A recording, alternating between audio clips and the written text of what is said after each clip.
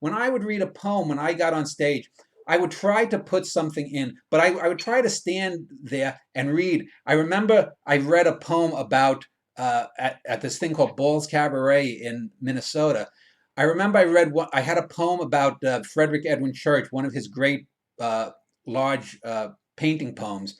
And I remember I turned my back to the audience and I imagined the painting behind me, and I got down and I just read the words so that people, and I would point where certain things in my memory of where the painting was, and I would use the words.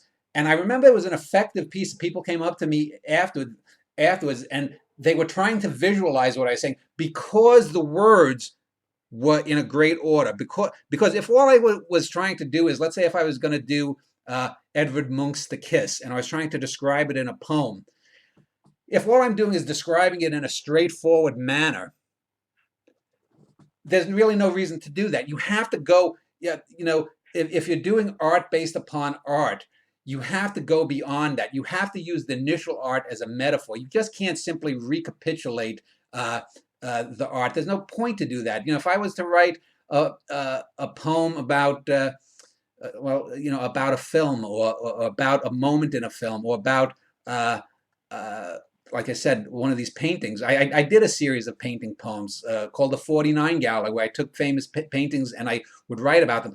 But I can't simply recapitulate what the painting is. That's going to fail. Even if it's a solid poem, it's not going to be as good as the painting. It has to be a starting point from where you go off.